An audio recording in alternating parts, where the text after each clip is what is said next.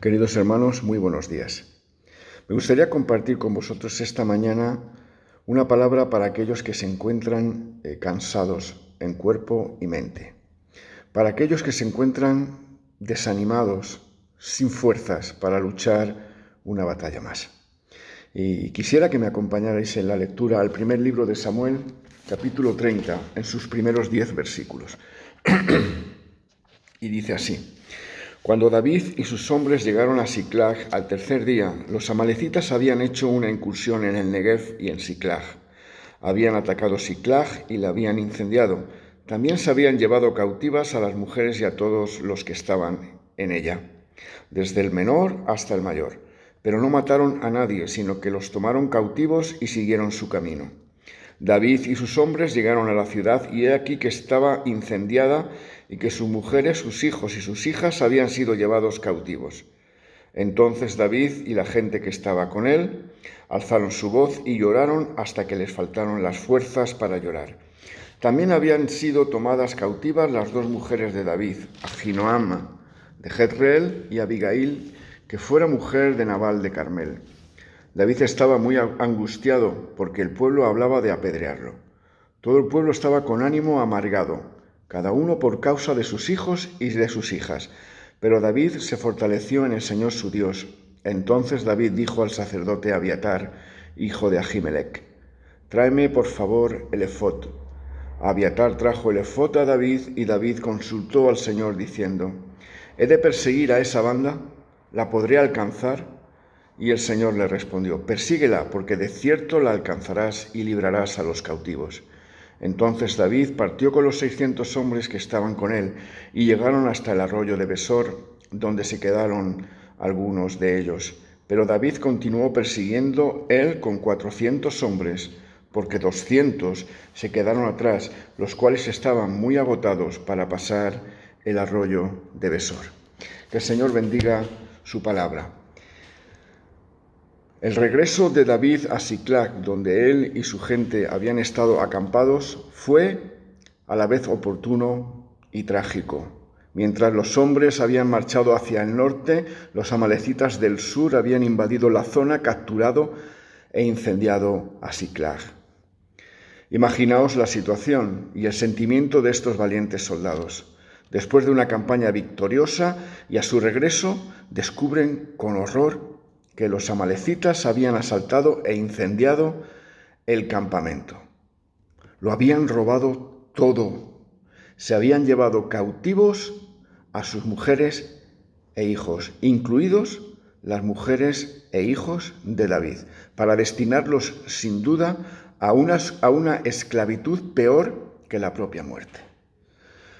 El dolor de los hombres afligidos fue tan grande que dice la Escritura que les faltaron fuerzas para llorar.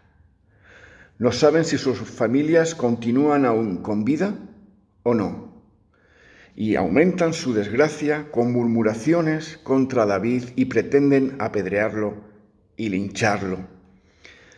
Pero David aún tiene la sensibilidad de saber a dónde dirigirse en momentos de crisis. Dice la Escritura que David consultó a Yahvé y se fortaleció en él. O como dice otra versión, se asió del Señor su Dios. ¿Qué debía hacer?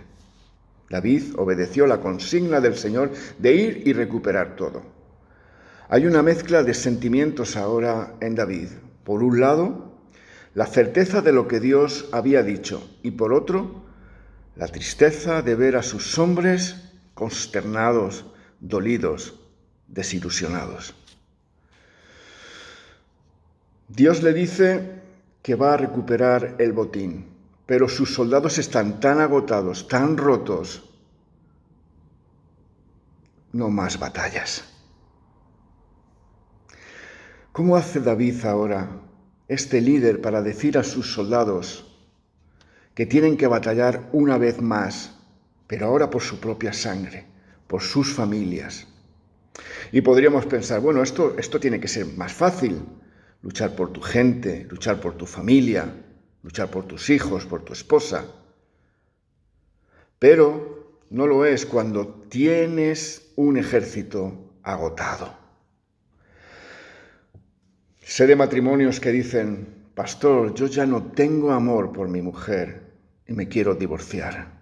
O esposas que dicen: ya no le puedo perdonar nada más, han pasado demasiadas cosas.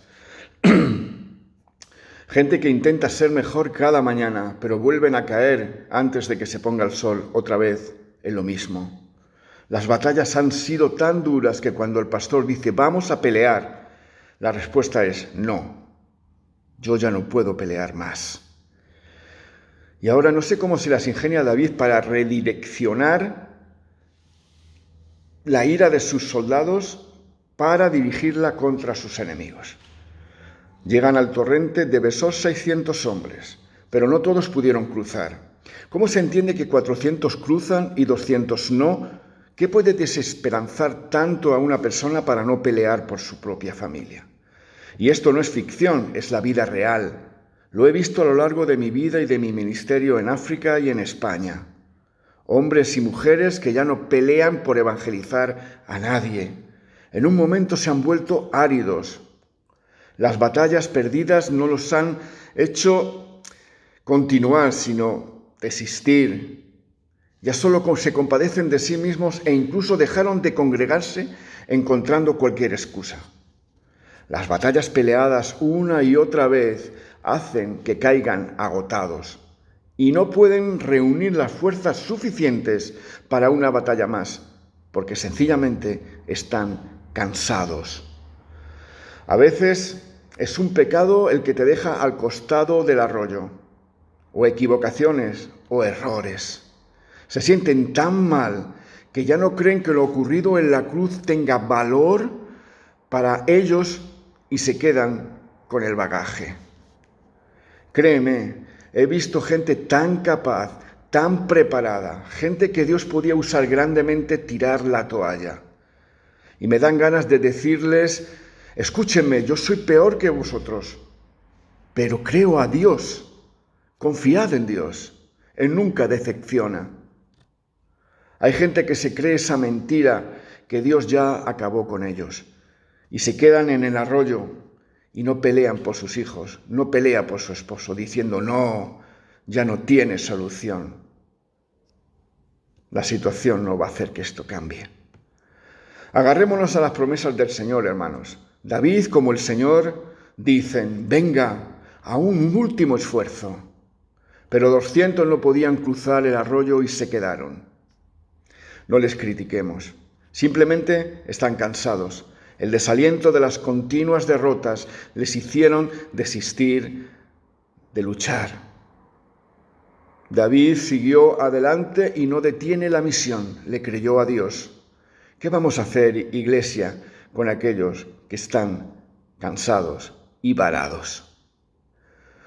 ¿Olvido que son soldados o entiendo que hay lugar para todos? Unos pelearon y otros no. David no se le olvida que todos son soldados. Los que tienen fuerza sostienen a los que no. Tenemos la memoria a veces frágil y pronto olvidamos lo que Dios hizo en el pasado. Pero Dios no cambia. El soldado es siempre soldado. El hijo es siempre hijo. Ahora la historia continúa y David y sus hombres pronto hallaron a un egipcio, casi inconsciente en el campo. Estaba enfermo y sin haber comido durante 3 días. Los israelitas lo reanimaron y descubrieron que era siervo, literalmente esclavo, de una amalecita. Después de asegurarle la inmunidad, el joven egipcio les conduce al campamento amalecita. Fueron recuperados todos los cautivos, todas las propiedades personales de los israelitas, además de un gran botín de guerra. Después de su regreso al torrente de Besor, algunos de los 400 de David, descritos en la Escritura como los malos y perversos, se opusieron a compartir los despojos con los que habían quedado. Para ellos no lo merecían. No habían luchado, no se habían arriesgado, no se habían esforzado. y pensaron: devuélvanle a sus seres queridos y ya está, no vamos a compartir la bendición con ellos.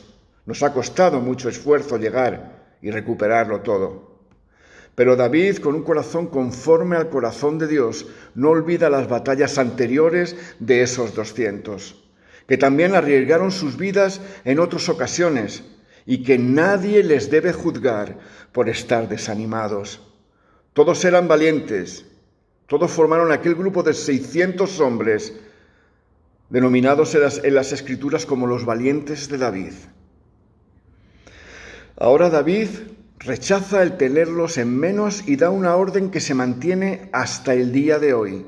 Dice la Escritura que la parte del que desciende a la batalla tiene que ser la parte del que queda con el bagaje.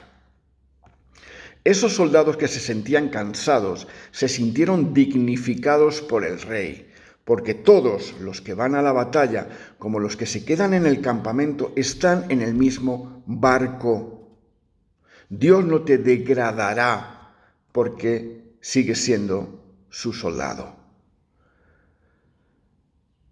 Dios pelea las batallas que tú no puedes pelear. Hay gente que quizás no tiene ganas de orar, ni de hablarle, por supuesto, a alguien de Cristo porque se sienten cansados.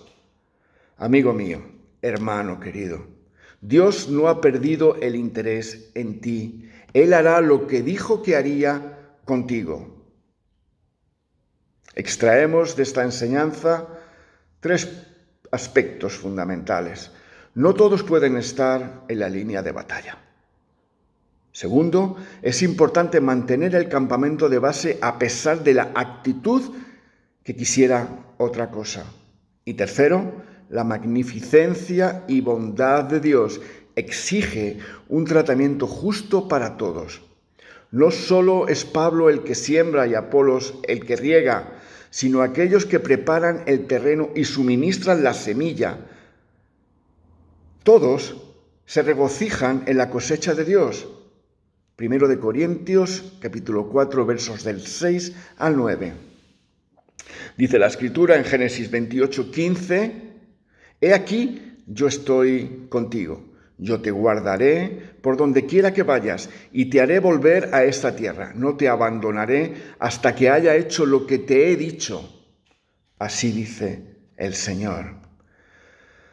Queridos hermanos, si te sientes abatido y desanimado, el Señor no está enfadado contigo. Su amor no varía. Nada nos podrá separar del amor de Dios. Ninguna incursión del enemigo y ningún robo podrá detener los planes de Dios. Dios es amor. Si te fallan las fuerzas, toma aliento y otros hermanos te sostendrán. Ese amor debe estar grabado en nuestro corazón para entender y no juzgar que los que no luchan muchas veces es por estar desanimados. David, y esta es la gran enseñanza que me queda de esta historia, había recogido a estos 600 hombres. Estaban aparte de la sociedad, eran malhechores, gente con deudas que no podían pagar, gente perseguida, gente acusada. David los formó y llegaron a recuperar su autoestima. Pero ahora que la situación se vuelve adversa, muchos de ellos pretendían matarle. ¿Cómo me recuerda lo que Jesús hizo por nosotros? Y cómo a veces le juzgamos con nuestra propia justicia, pero su mirada continúa siendo compasiva hacia nosotros, a pesar de saber que no somos buenos. Él entiende que muchas veces las presiones, los ataques nos desaniman, pero Él decide repartir el despojo, la victoria, la bendición con todos los que le han aceptado como Señor y Salvador. En toda situación, amigos, consultemos con Dios y tomemos fuerzas encontrando la paz y la fe para creerle a Él. Queridos amigos, Muchas gracias por vuestra atención y que esta palabra sea de ánimo y de bendición para recuperar el lugar que te corresponde. No importa las veces que uno doble su rodilla en el camino. Decía el apóstol Pablo que he peleado la buena batalla, he guardado la fe, he llegado a la meta. Si te sientes desfallecido, comunica con tus hermanos. Si tenemos un corazón sincero delante de Dios, como he dicho antes, no importa las veces que dobles tu rodilla, que caigas en el camino, lo importante es cómo te levantas y sigues adelante. Que el Señor te bendiga.